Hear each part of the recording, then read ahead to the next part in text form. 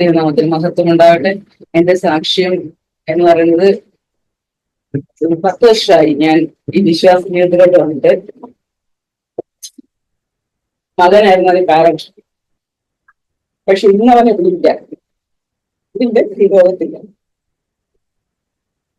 വിദേശത്ത് പഠിക്കുകയായിരുന്നു, aeronautical engineer ആയിരുന്നു. പെട്ടെന്ന് അവന് ബ്രെയിനിൽ ഒരു ബ്ലീഡിങ് ഉണ്ടായി. അത് ഹെവിയായി, പാരലൈസ്ഡ് ആയി, കോമയിൽ പോയി. എല്ലാം അവിടെ ജർമ്മനിയിൽ വെച്ച് തന്നെ സംഭവിച്ചത്. അപ്പൊ ഇവിടെ നിന്ന് ഞങ്ങൾക്കൊന്നും ചെയ്യാൻ പറ്റാത്ത അവസ്ഥയിൽ ഞാൻ പ്രാർത്ഥനയും ബൈബിളും വചനവുമായിട്ട് ഇങ്ങനെ ഇരുന്നു. എന്നിട്ട് ദൈവം വലിയ അത്ഭുതങ്ങൾ അവിടെ കാണിച്ചു. ബ്രെയിനിന്റെ ഈ ഭാഗം മുഴുവൻ ബ്ലീഡിങ് ആയിരുന്നു. ഒന്നും ചെയ്യാൻ പറ്റത്തില്ല, ആളുടെ കിട്ടത്തില്ലെന്ന് പറഞ്ഞിരുന്നു അവിടുത്തെ ഡോക്ടേഴ്സ്. ഞാൻ പ്രാർത്ഥനയായിട്ടിരുന്ന് 4 ദിവസം കഴിഞ്ഞപ്പം കണ്ണു തുറന്നിട്ട് കോമയിലാണ്, അല്ല എഴുന്നേക്കാൻ പറ്റില്ല, പാരലൈസ്ഡ് ആയി പോയി സൈഡ്. അപ്പം എന്റെ അടുത്ത് സംസാരിക്കണമെന്ന് പറഞ്ഞു. അങ്ങനെ സുഹൃത്തുക്കളുടെ ഇതിൽ നിന്ന് സംസാരിച്ചു. അപ്പൊ എന്റെ അടുത്ത് ഇങ്ങനെ പറഞ്ഞു, ഞാൻ വിശ്വസിക്കാൻ പോലും പറ്റുന്നില്ലപ്പ, ഞാനിങ്ങനെ ഒരു അവസ്ഥയിലായിപ്പോയത്. ഇപ്പൊ ഞാൻ പറഞ്ഞു, പേടിക്കണ്ട, കർത്താവ് നിന്റെ കൂടെ ഉണ്ട്, ഇതിൽ നിന്നൊക്കെ മാറ്റി നിന്നെ നടന്ന് ഈ വീട്ടിൽ കൊണ്ടുവരും.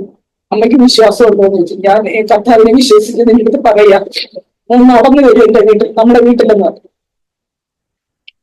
അവനത് മനസ്സിൽ വിശ്വസിക്കുന്നു, കർത്താവിനെ വിശ്വസിക്കുന്നെങ്കിലും എത്രത്തോളം അതിൽ റിക്കവർ ചെയ്യുന്ന അവിടുത്തെ സിറ്റുവേഷൻ അവന് അറിയത്തില്ല. എന്ന് വെച്ചാൽ മെഡിക്കൽ കണ്ടീഷൻ വളരെ മോശമായിരുന്നു.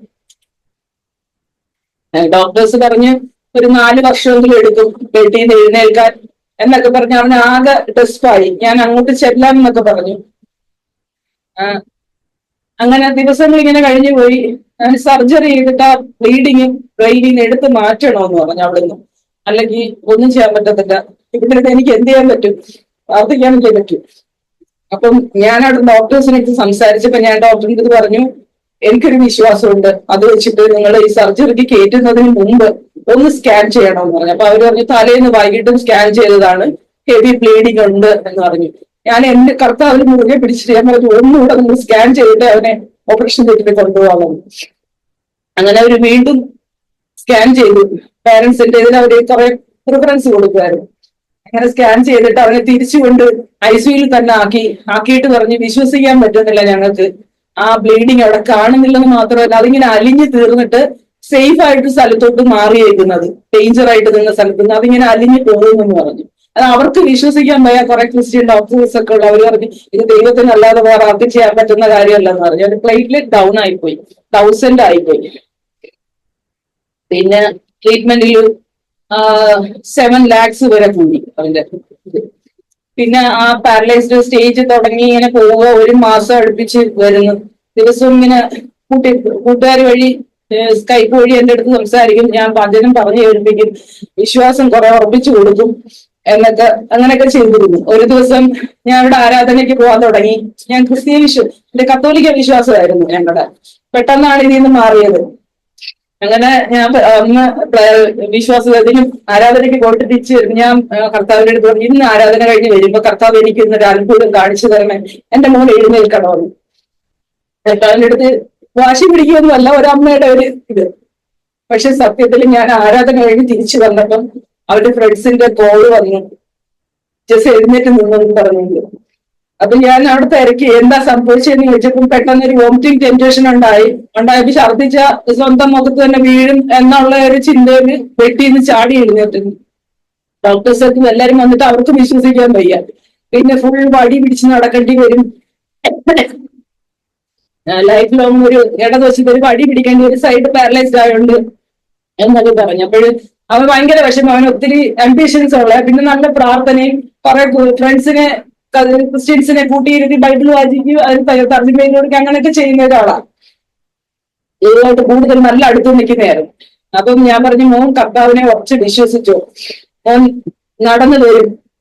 എന്റെ അടുത്ത് ചോദിച്ചു, മമ്മിക്ക് അത്ര വിശ്വാസം ഉണ്ടോ? ഞാൻ പറഞ്ഞു, എന്റെ വിശ്വാസം, കർത്താവ് എനിക്ക് തന്ന വിശ്വാസം ഞാൻ നിനക്ക് തരുക, ഞാൻ വിശ്വസിച്ചോ എന്ന് പറഞ്ഞു. നമ്മളിവിടെ വരുമ്പോ നമുക്ക് സ്നാനം മുങ്ങാന്ന് പറഞ്ഞു. അപ്പൊ എനിക്കൊരു ബുള്ളറ്റ് ഒക്കെ ഒഴിച്ചു നടക്കാൻ പറ്റുമോ എന്ന് ചോദിച്ചു. നമ്മൾ തീർച്ചയായിട്ടും പറ്റും. എന്നുവെച്ചാൽ അവന്റെ ഇതാണ്, ഒരു സൈഡ് ഇല്ലാത്തത് കൊണ്ട്. അപ്പൊ നമ്മൾ തീർച്ചയായിട്ടും പറ്റും, ക്രിസ്തുവിൽ വിശ്വസിച്ചോ നീ, അത് നടക്കുമെന്ന് പറഞ്ഞു. അങ്ങനെ എന്തായാലും ഞങ്ങൾ വീൽ ചെയറിലും മറ്റേ ഇതിലൊക്കെയാണ് കൊണ്ടുവന്നത് ആളെ. കൊണ്ടുവന്ന് ഒരാഴ്ചക്കകം റെഡിയായി. ഞാൻ അതിന്റെ സാക്ഷിയായിട്ടാണ് ഒരു ബുള്ളറ്റ് എടുത്ത് കൊടുത്തിരുന്നത്. അത് ഓടിച്ച് നടക്കുമായിരുന്നു ഇവിടെയൊക്കെ.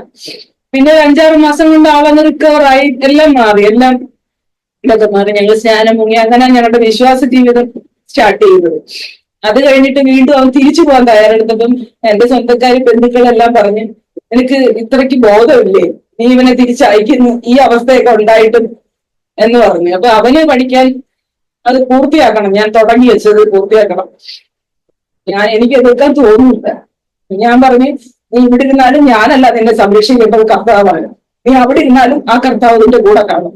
അതുകൊണ്ട് എല്ലാവരും എന്നെ വഴക്ക് പറഞ്ഞു. എന്നിട്ട് ഞാൻ പറഞ്ഞു, കർത്താവിലുള്ള എന്റെ വിശ്വാസം എന്റെ മോനെ കാത്തോളൂ. ഇപ്പൊ അവൻ തിരിച്ച് വന്നത് പാരലൈസ്ഡ് ആയി എല്ലായിടത്തും നഷ്ടപ്പെടും പറഞ്ഞിടത്തുനിന്ന് തിരിച്ചു വന്നത് നമ്മുടെ ആരുടെയും കഴിവൊന്നുമല്ല, കർത്താവിന്റെ കൃപ മാത്രമാണ്.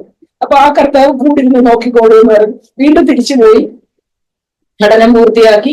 അത് കഴിഞ്ഞ് പിന്നെ ദുബായിൽ എന്റെ മോള് താമസിക്കുന്നുണ്ട്, ഫാമിലി. അപ്പൊ അവിടെ വന്ന് 6 മാസം അവരുടെ കൂടെ നിന്ന് എമിറേറ്റ്സിൽ അതിന്റെ ഇതെല്ലാം കൊടുത്ത് ഓൾമോസ്റ്റ് ജോലിയൊക്കെ ശരിയായി. കൊറോണ സമയമായിരുന്നു. അത് കഴിഞ്ഞ് നാട്ടിൽ വന്ന് ഒരു വിവാഹമൊക്കെ പറഞ്ഞ്, അപ്പം അവര് പറഞ്ഞ് പിന്നെ വേഗം നടത്താം, ജോലി കയറി കഴിഞ്ഞു കഴിഞ്ഞാൽ പിന്നെ ലീവ് കിട്ടത്തില്ലല്ലോ എന്ന് പറഞ്ഞു. അതിന് കുഴപ്പമൊന്നുമില്ല, മരുന്നൊന്നും കഴിക്കുന്നില്ല, ഒരു പ്രശ്നമില്ലായിരുന്നു. ലീവ് കിട്ടാത്തത് കൊണ്ട് കല്യാണം കഴിഞ്ഞിട്ടിപ്പോ അവർക്ക് സമ്മതമായിരുന്നു. അങ്ങനെ കല്യാണം കഴിഞ്ഞു. കല്യാണം കഴിഞ്ഞ് ഒരു 3 മാസം കഴിഞ്ഞപ്പോഴാണ് പെട്ടെന്ന് വീണ്ടും ഒരു ബ്ലീഡിങ് ഉണ്ടായി. അതിൽ പിടിച്ചു നിർത്താൻ പറ്റിയില്ല ഞങ്ങൾക്ക്. ഞങ്ങൾ കൂടെ ഉണ്ടായിരുന്നു. പക്ഷെ ഒന്ന് ഞാൻ വിശ്വസിക്കുന്നു, അന്ന് അവിടെ ഉണ്ടായതും ഇത് ഞങ്ങളെ ഈ ജീവിതത്തിലോട്ട് കൊണ്ടുവരാനാണ്. അപ്പൊ ഞങ്ങളുടെ ജീവിതത്തിൽ ഈ വിശ്വാസ ജീവിതത്തിലോട്ട് വന്നപ്പോ മോനുണ്ടായ സൗഖ്യം, അതുപോലെ ഞങ്ങൾ നാട്ടിൽ വെളിയിലോട്ട് പോയിട്ടേ ഇല്ല. ഞങ്ങള് പെട്ടെന്ന് അവന്റെ നിർബന്ധമായിരുന്നു, മമ്മിയെയും സിസ്റ്ററിനെയും ഇവിടെ നിർത്തണ്ട, പപ്പ കൂടെ കൊണ്ടുപോകണം പറഞ്ഞു. അങ്ങനെ കൊണ്ടുപോയി. അവള് ഡിഗ്രി എക്സാം എഴുതിയിട്ടേ ഉണ്ടായിരുന്നു. അവിടെ ചെന്ന ഉടനെ തന്നെ നല്ലൊരു ജോലി കിട്ടി. അച്ഛൻ വർക്ക് ചെയ്ത ഒരു കമ്പനിയിൽ തന്നെ നല്ലൊരു ജോലി കിട്ടി. അങ്ങനെ ഞങ്ങളുടെ ജീവിതത്തിലുണ്ടായ മാറ്റങ്ങള് ഞങ്ങളുടെ ബന്ധുക്കളുടെ ചിലരുടെ ഇടയിൽ, ഓ ഇവരിങ്ങനെ സ്നാനം മുങ്ങി അതുകൊണ്ടാണ് ഇവർക്ക് ഇങ്ങനെയൊക്കെ ഉണ്ടായത് എന്നുള്ള വിശ്വാസത്തിൽ ഈ ലൗകികമായ കാര്യങ്ങൾ കണ്ടിട്ട് കുറച്ചു പേരിങ്ങോട്ട് സ്നാനം മുങ്ങിയിട്ട് വന്നു. പക്ഷെ അവര് ഞങ്ങൾക്കുണ്ടായ ഈ പ്രശ്നത്തിന്റെ പേരിൽ അതേപോലെ തിരിച്ചുപോയി. അതേപോലെ തന്നെ കത്തോലിക്ക വിശ്വാസത്തിലോട്ട് വീണ്ടും തിരിച്ചുപോയായിരുന്നു. എന്നിട്ട് മറ്റുള്ളവരോടൊക്കെ പറഞ്ഞത്, ഞങ്ങൾ ഇങ്ങനെ പോയത് കൊണ്ടാണ് ഞങ്ങളുടെ ലൈഫിൽ ഇങ്ങനെയൊക്കെ സംഭവിച്ചത്. ഞങ്ങളുടെ ജീവിതത്തിൽ ഉണ്ടായ ലൗകികമായ ഇത് കണ്ടിട്ട് വന്നവരെല്ലാം ഈ ഒരു മോന്റെ നഷ്ടത്തോടെ അവരങ്ങ് തിരിച്ചുപോയി. എന്നിട്ട് ഞങ്ങൾക്ക് ഇതിങ്ങനെ ആയതുകൊണ്ട്, ഞങ്ങൾ ഈ വിശ്വാസത്തിൽ പോയതുകൊണ്ട് ഇങ്ങനെ വന്നതെന്ന് പലരും പറയാൻ തുടങ്ങി. പക്ഷെ കുറച്ചുനാൾ ഞങ്ങളൊന്ന് ഡെസ്പായായിരുന്നു. ഞങ്ങള് ആരാധനയ്ക്കൊന്നും പോകുന്നില്ല, പക്ഷെ കർത്താവുമായിട്ടുള്ള ബന്ധത്തിനൊരു കുറവുമില്ലായിരുന്നു. ഞങ്ങൾ വീട്ടിലിരുന്ന് പ്രാർത്ഥിക്കുക, ആരാധിക്കുകയൊക്കെ ചെയ്തിരുന്നു. പുറത്തോട്ട് ആരാധനയ്ക്കെന്നല്ല, ഒരിടത്തും പോകാതിരുന്നു ഞങ്ങള് കുറച്ചുനാള് പുറത്തുനിന്ന് വന്നിട്ടെ. അപ്പൊ അവരെല്ലാം വിചാരിച്ചു, ഓ ഞങ്ങൾ ഇതെല്ലാം വീണ്ടും ഞങ്ങള് വീണ്ടും 2024 ജനുവരിയിൽ ശക്തമായിട്ട് ഇതിലേക്ക് വന്ന് എന്നുവെച്ചാൽ മറ്റുള്ളവർ കാണത്തക്ക രീതിയിൽ ഞാൻ അതിന് സംസാരിക്കാൻ തുടങ്ങുന്ന രീതിയിൽ കയറി വന്നു. അപ്പോഴാണ് അവർ മനസ്സിലാക്കിയത്, ഇനി ഞാൻ പറഞ്ഞില്ല, ഞാൻ പോയ വിശ്വാസം തെറ്റല്ല, ശരിയാണ്, ഞാൻ ഒരിക്കലും അതിനകത്ത് നിന്ന് പിന്മാറില്ല, ഞാൻ കണ്ട സത്യവും കണ്ട ദൈവവും അത് തന്നെയാ സത്യം. ഞാൻ ഇവരുടെ അടുത്തെല്ലാം പറയും, ഇത് നിങ്ങൾ പോകുന്നത് തെറ്റായ ഇതാണ്, ഇതുകൊണ്ട് വരണം. അപ്പൊ അവർക്കും കുറെ കാര്യങ്ങളൊക്കെ അവർ പറയും. അവരുദ്ദേശിക്കുന്നത് ഇതിൽ ഞങ്ങൾ കുറച്ചു നാളൊക്കെ വന്ന് നോക്കിയിട്ട് ഞങ്ങൾക്ക് എന്തോ ലൗകിക, അതായത് സാമ്പത്തികം അങ്ങനെയുള്ള കാര്യങ്ങളിലൊന്നും ഒരു അഭിവൃദ്ധി വരുന്നില്ല. ഞാൻ ചോദിച്ചു, നിങ്ങൾ അതിനു വേണ്ടി വന്നോണ്ടാ, പക്ഷെ ഈ ജീവിതത്തിൽ ഈ പ്രശ്നങ്ങൾ ഇത്ര ഉണ്ടായിട്ട് ഞങ്ങൾ പിന്മാറാത്ത എന്തുകൊണ്ടാന്ന് പറയും, ഞങ്ങൾ അത് നോക്കിയില്ലെന്ന് പറഞ്ഞു. ഞങ്ങൾ നിത്യത കർത്താവിന്റെ കൂടെ ഇരിക്കുക, അത് മാത്രം നോക്കിയത് കൊണ്ടാണ് ഇനിയും എന്തൊക്കെ പ്രശ്നങ്ങൾ ഉണ്ടായാലും ഈ കർത്താവിനെ വിട്ട് പോകില്ലെന്ന് പറഞ്ഞു. അങ്ങനെ അതാണ് ഞങ്ങളുടെ ജീവിതത്തിലെ ഇത്. ഞാനും മോനും മോളും ഒന്നിച്ചാണ് സ്നാനം മുങ്ങി വിശ്വാസത്തിലോട്ട് വന്നത്. അച്ഛൻ സ്ഥലത്തില്ലായിരുന്നു, ഖത്തറിലായിരുന്നു. 1 വർഷം കഴിഞ്ഞപ്പോൾ അച്ഛൻ വിശ്വാസത്തിലോട്ട് വന്നു. ഞങ്ങളുടെ വിശ്വാസം നാൾക്ക് നാൾ വർദ്ധിപ്പിച്ച് മുന്നോട്ട് പോവുക. Thank you.